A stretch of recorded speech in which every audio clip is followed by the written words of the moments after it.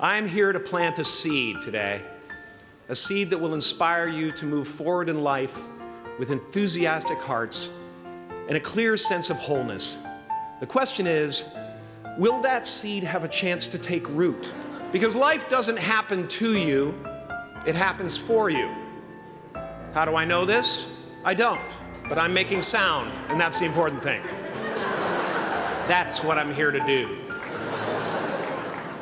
Sometimes I think that's the only thing that's important, really, It's just letting each other know we're here, reminding each other that we're part of a larger self. I used to think Jim Carrey is all that I was, just a flickering light, a dancing shadow, the great nothing masquerading as something you can name, seeking shelter in caves and foxholes dug out hastily, an archer searching for his target in the mirror, wounded only by my own arrows, begging to be enslaved, pleading for my chains, blinded by longing and tripping over paradise. You are the vanguard of knowledge and consciousness, a new wave in a vast ocean of possibilities. On the other side of that door, there's a world starving for new ideas, new leadership. I've been out there for 30 years. It can be rough out there, but that's okay, because there's soft serve ice cream with sprinkles. I guess that's what I'm really trying to say here today. Sometimes it's okay to eat your feelings. Now, fear is going to be a player in your life, but you get to decide how much. You can spend your whole life imagining ghosts, worrying about the pathway to the future, but all there will ever be is what's happening here, in the decisions we make in this moment, which are based in either love or fear. So many of us choose our path out of fear disguised as practicality. What we really want seems impossibly out of reach and ridiculous to expect, so we never dare to ask the universe for it. I'm saying I'm the proof that you can ask the universe for it. My father could have been a great comedian, but he didn't believe that that was possible for him. And so he made a conservative choice. Instead, he got a safe job as an accountant. And when I was 12 years old, he was let go from that safe job. And our family had to do whatever we could to survive. I learned many great lessons from my father, not the least of which was that you can fail at what you don't want. So you might as well take a chance on doing what you love. It's not the only thing he taught me, though. I watched the effect of my father's love and humor and how it altered the world around me. And I thought, that's something to do. That's something worth my time. It wasn't long before I started acting up. People would come over to the house and they'd be greeted by a 7-year-old throwing himself down a large flight of stairs. They would say, "What happened?" And I would say, "I don't know. Let's check the replay." I'd go back to the top of the stairs and come back down in slow motion.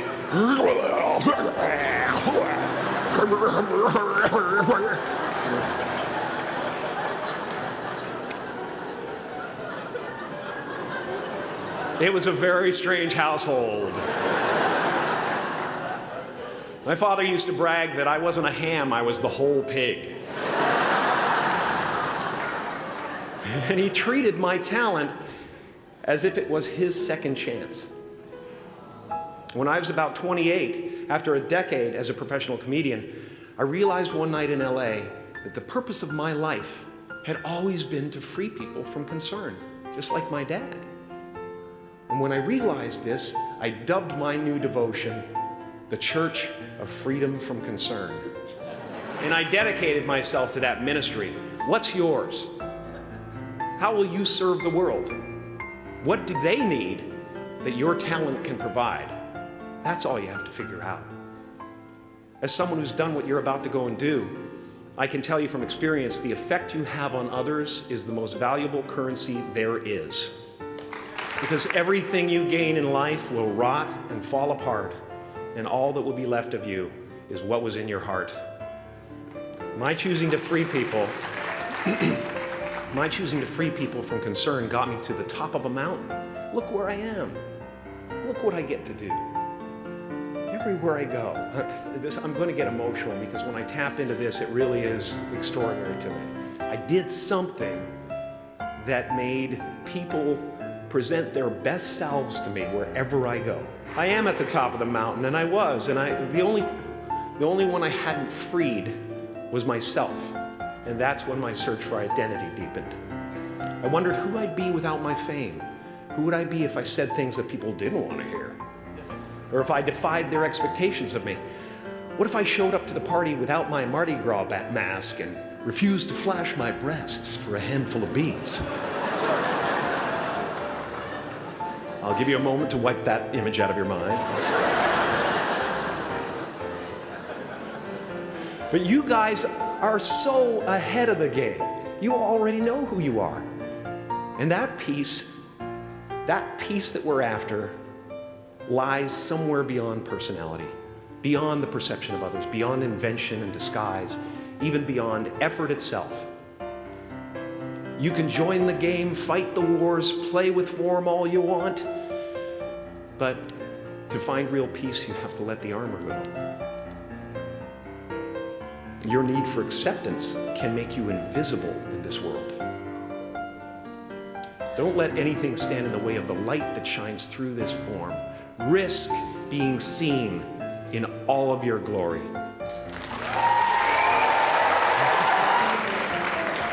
It's not big enough.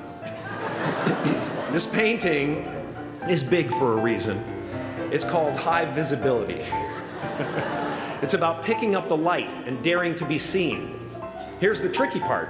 Everyone is attracted to the light. The party host up at the top, who thinks unconsciousness is bliss and is always offering to drink from the bottles that empty you. Misery below her, despises the light, can't stand when you're doing well, wishes you nothing but the worst.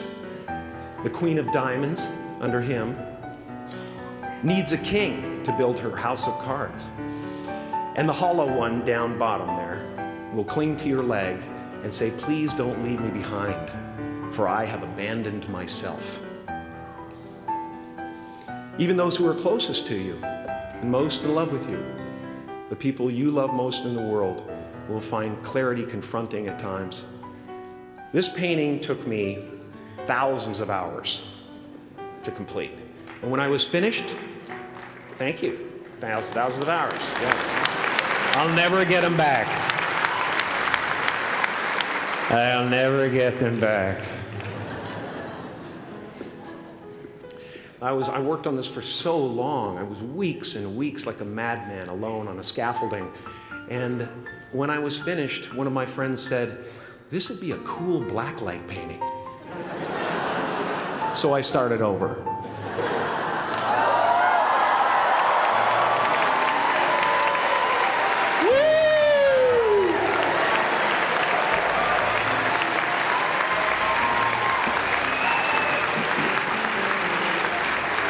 Welcome to Burning Man. Some pretty crazy characters up there, but better up there than in here. You know, painting is one of the ways, thank you. Painting is one of the ways I free myself from concern, a way to stop the world through total mental, spiritual, and physical involvement. But even with that comes a feeling of divine dissatisfaction, because ultimately, we're not the avatars we create. We're not the pictures on the film stock. We are the light that shines through. All else is just smoke and mirrors, distracting, but not truly compelling. I've often said that I wished people could realize all their dreams and wealth and fame, and so that they could see that it's not where you're going to find your sense of completion. Like many of you, I was concerned about going out into the world and doing something bigger than myself, until someone smarter than myself made me realize that there is nothing bigger than myself. My soul is not contained within the limits of my body. My body is contained within the limitlessness of my soul. One unified field.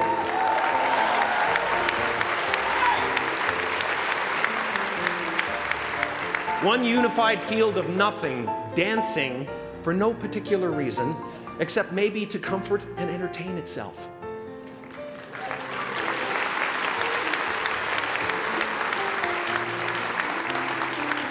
As that shift happens in you, you won't be feeling the world, you'll be felt by it. You'll be embraced by it. Now I'm always at the beginning. I have a reset button, and I ride that button constantly. Once that button is functioning in your life, there's no story that the mind could create that will be as compelling. The imagination is always manufacturing scenarios, both good and bad, and the ego tries to keep you trapped in the multiplex of the mind.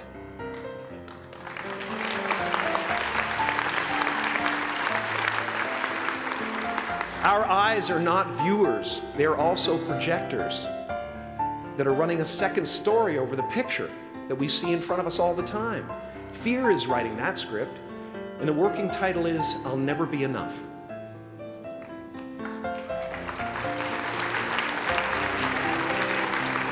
Now you're going to look at a person like me and say, how could we ever hope to reach those kind of heights, Jim? How can we make a painting that's too big for our home? How do you fly so high without a special breathing apparatus? This is the voice of the ego. And if you listen to it, there will always be someone who's doing better than you. No matter what you gain, ego will not let you rest. It will tell you that you cannot stop until you've left an indelible mark on the earth, until you've achieved immortality. How tricky is this ego that it would tempt us with the promise of something we already possess? So, I just want you to relax. You know, that's my job. Relax and dream up a good life. I had a substitute teacher from Ireland in the 2nd grade that told my class during morning prayer that when she wants something, anything at all, she prays for it and promises something in return, and she always gets what she wants. Well, I'm sitting at the back of the classroom, you know, thinking, well, my family can't afford a bike, you know. So I went home and I prayed for one. And I promised I would recite the rosary every night in exchange. Broke that promise. But 2 weeks later, I got home from school to find a brand new Mustang bike with a banana seat and Easy Rider handlebars. Yeah. From fool to cool. My family informed me that I had won the bike in a raffle that a friend of mine had entered my name in without my knowledge whatsoever. So that type of thing has been happening to me ever since. As far as I can tell, it's just about letting the universe know what you want and working toward it while letting go of how it comes to pass. Your job is not to figure out how it's going to happen for you, but to open the door in your head. And when the door opens in real life, just walk through it. And don't worry if you miss your cue, because there's always doors opening. They keep opening.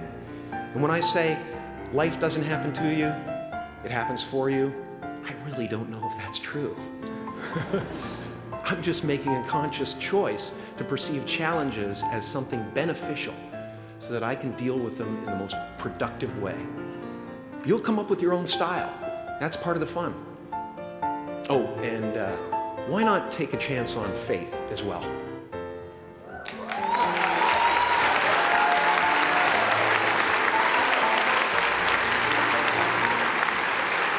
Take a chance on faith. Not religion, but faith. Not hope, but faith. I don't believe in hope. Hope is a beggar. Hope walks through the fire, and faith leaps over it.